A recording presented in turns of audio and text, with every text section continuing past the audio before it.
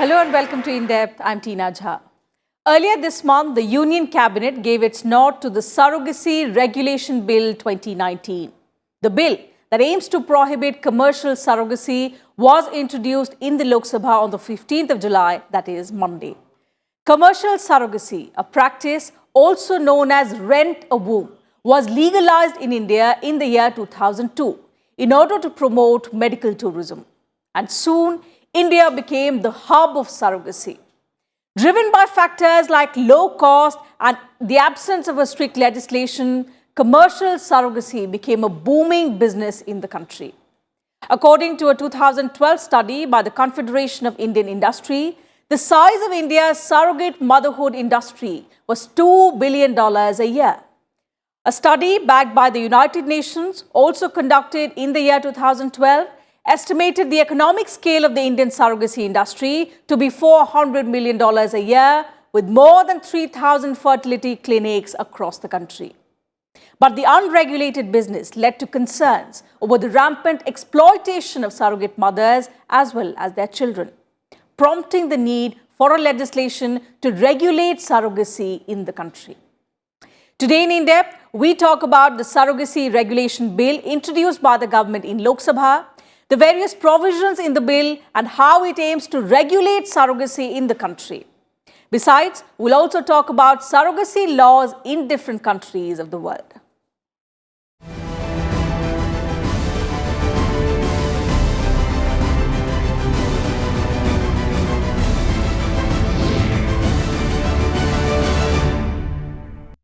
A bill to ban commercial surrogacy in India and permitting only related women to act as surrogates to infertile couples has been introduced once again in the Lok Sabha.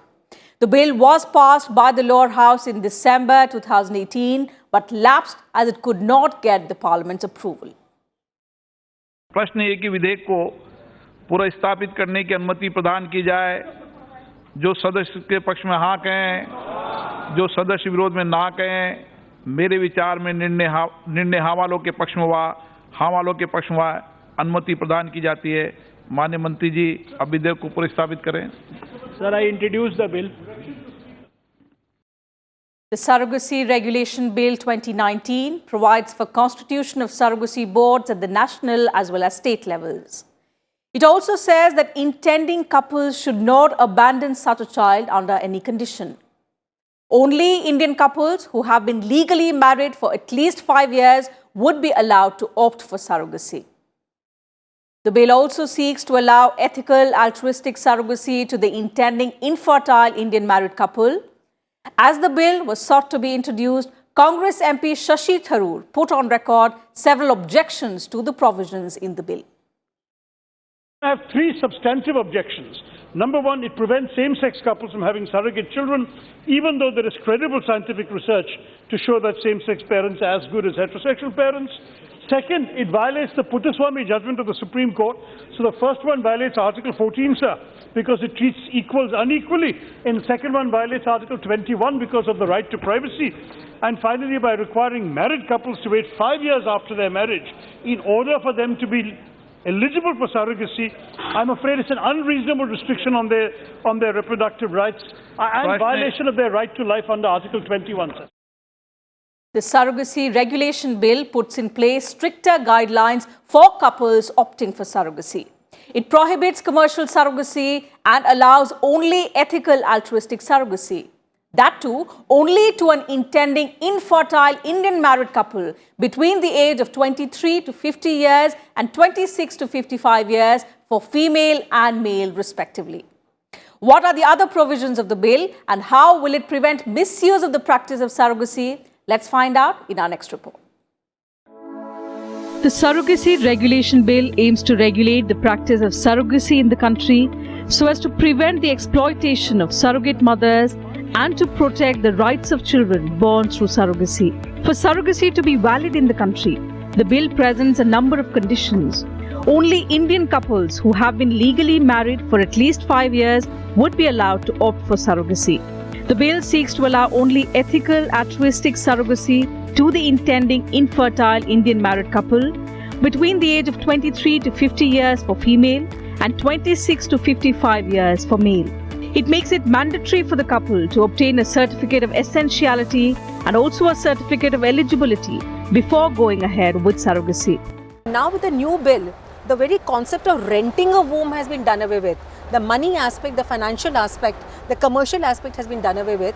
And under the new bill, surrogacy is allowed, but it can only be done for altruistic purposes, which in simple words means that the mother who is willing to be a surrogate, the surrogate mother, cannot take any money for this, and the parent, the couple who is taking the services of such a surrogate mother, a lady who is offering to be a surrogate mother, they cannot pay her for her services. If they may voluntarily want to pay her something, it's a different matter altogether. But there can be no agreement, it cannot be like a commercial contract which can have binding effect in the court of law. The Surrogacy Regulation Bill 2019 also stipulates a separate eligibility criterion for the surrogate mother. The surrogate must be a close relative of the intending couple, a married woman having a child of her own. She should be between the age of 25 to 35 years, not have been a surrogate earlier, and must be certifiably mentally and physically fit. The bill clearly states that a woman should be allowed to act as a surrogate mother only once. On the legal status of the surrogate child, the bill states that any child born out of a surrogacy procedure shall be the biological child of the intending couple. The newborn child shall be entitled to all rights and privileges that are available to a natural child. Further, the bill also proposes the setting up of a national surrogacy board at the central level and state surrogacy boards and appropriate authorities in the state and union territories to ensure effective regulation of surrogacy. The bill also seeks to regulate functioning of surrogacy clinics. All surrogacy clinics in the country need to be registered by the appropriate authority in order to undertake surrogacy or its related procedures. Interestingly provides that only surrogate mothers, only those individuals will be eligible to be surrogate mothers who are in some way related to the intending couple. So that's one.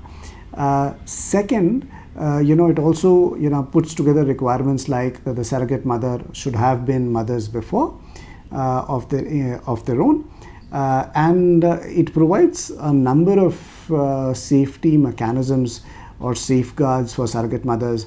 One of them is an insurance coverage for some time to cover not only the period of pregnancy but also after that. It also specifies that no sex selection can be done when it comes to surrogacy. So I think there's obviously the entire hospital mechanism for surrogacy is also regulated to ensure that only registered institutions and registered practitioners can practice surrogacy in the country. Once the bill is passed by both houses of parliament, the government shall notify the date of the commencement of the act. Consequently, the National Surrogacy Board will be constituted. The states and union territories shall constitute state surrogacy boards. After the enactment of the act, only ethical surrogacy for needy couples will be allowed on fulfillment of stipulated conditions. In recent years, India emerged as a surrogacy hub for couples from other countries. There were multiple reports concerning unethical practices, exploitation of surrogate mothers, abandonment of children born out of surrogacy, and rackets involving intermediaries importing human embryos and gametes, prompting the need for a stringent law on surrogacy. The Law Commission of India also highlighted the need to enact such a law.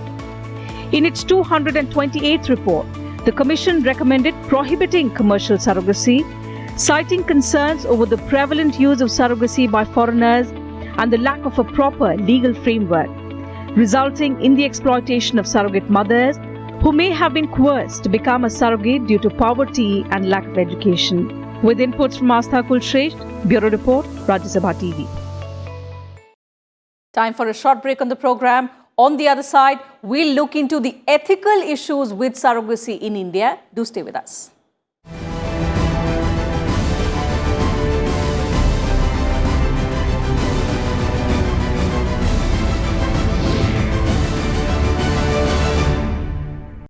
Welcome back. You're watching In Depth. Surrogacy occurs when a woman agrees to gestate a baby for another couple or individual. Gestational surrogacy became popular in India due to advances in reproductive medicine, a large pool of impoverished women, and low cost compared to countries such as the United States, Canada, and Australia. In our next report, we'll try and understand the ethical issues with surrogacy in the country. There are two kinds of surrogacy. It is gestational surrogacy, when the embryo that is fertilized by the in vitro method is implanted into the uterus of the surrogate mother, who then carries and delivers the baby. In traditional surrogacy, the surrogate mother is impregnated with the sperm of the intended father artificially, which makes her both the genetic and gestational mother. Surrogacy is commercial or altruistic, depending upon whether the surrogate is paid money for her pregnancy. Due to lack of proper legislation, both surrogate mothers and intended parents are exploited. Only middlemen and commercial agencies profit from the arrangement. Lack of transparency further increases the risk of legal problems for the people involved. Practice of surrogacy was unregulated. There were no clear-cut, regulations, or at least there were no clear-cut legislative, statutes which provided as to what could be done or what could not be done. And in an unregulated environment, one of the things that was happening was that intending couples, both from within the country and from outside the country, were coming to utilize the services of surrogate mothers.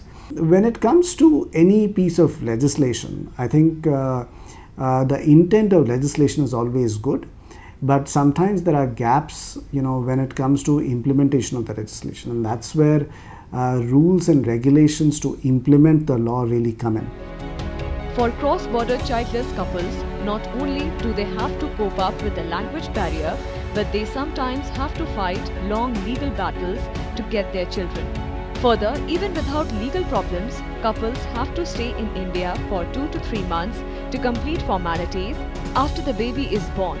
Cross-border surrogacy also leads to problems in citizenship, nationality, motherhood, parentage, and rights of a child. Children are at times denied nationality of the country of the intended parents. There are also incidents when the child given to couple after surrogacy is not genetically related and in turn is disowned by the intended parents and has to spend their life in orphanage. The problem of surrogate mothers are even worse. Only surrogates turn out to be poor, illiterate women of rural background who are persuaded by their spouse or middlemen to enter such deals to earn easy money. These women have no power to decide about their own body and life. In India, there is no psychological screening or legal counseling that is mandatory in the USA.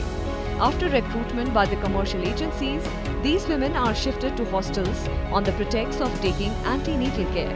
The real motive is to guard them and avoid social stigma of being made outcast by their community. These women end up spending the whole tenure of pregnancy worrying about their household and children. The worst part is that in case of unfavorable outcome of the pregnancy, they are unlikely to be paid, and there is no provision of insurance or post-pregnancy medical and psychiatric support for them. There are many moral and ethical issues regarding surrogacy that has become more of a commercial racket. The most unequal party in the surrogacy contract, however, remains the child that results from it.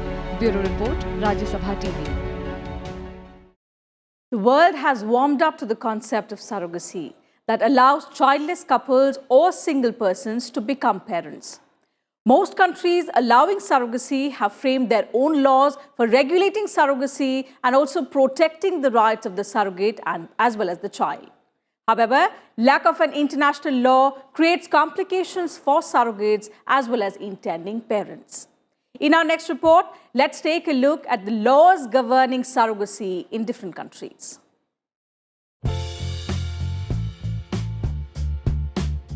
Most countries that allow surrogacy have framed laws to regulate it, thereby also protecting the rights of the surrogate.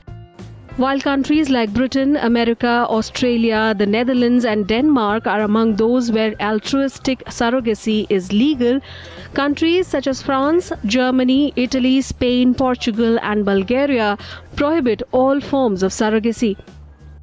Commercial surrogacy is not legal in the United Kingdom. The surrogate is the child's legal parent at birth. Legal parenthood can be transferred by parental order or adoption only once the child is born. In the United States of America, surrogacy laws vary from state to state. Surrogacy-friendly states allow both commercial and altruistic surrogacy. Arkansas, California, New Hampshire are some such surrogacy-friendly states. New York does not allow commercial surrogacy. Michigan forbids absolutely all surrogacy agreements. Canada's Assisted Human Reproduction Act permits only altruistic surrogacy. Surrogate mothers may be reimbursed only for approved expenses. However, all surrogacy arrangements are illegal in Quebec in Canada. Armenia, Georgia, Kazakhstan, Russia, Ukraine allow both altruistic and commercial surrogacy. Kenya, Malaysia and Nigeria don't prohibit surrogacy but have no formal law to regulate the practice. The Czech Republic, Colombia, Chile and Hungary are among countries with unregulated surrogacy. Surrogacy is prohibited in Cambodia, Denmark, France, Germany, Italy and Spain and some other countries. However, a lack of internationally recognized laws creates difficulties for aspiring parents. In cases where intended parents go to surrogacy-friendly countries, it can take a long time to bring a surrogate baby back to their home country. This is due to different surrogacy laws in the home country and the country where the baby is born. Many experts argue that an international agreement similar to the Hague Adoption Convention could provide consistency across countries, thereby making the process more streamlined. Bureau Report, Rajya Sabha TV.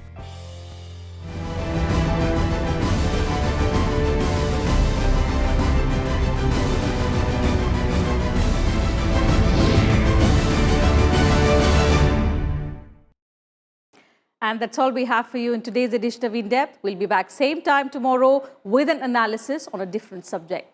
You can also watch our program online on YouTube and Twitter on the link given below. You can also send your feedback and suggestions about our program. Take care and see you again tomorrow.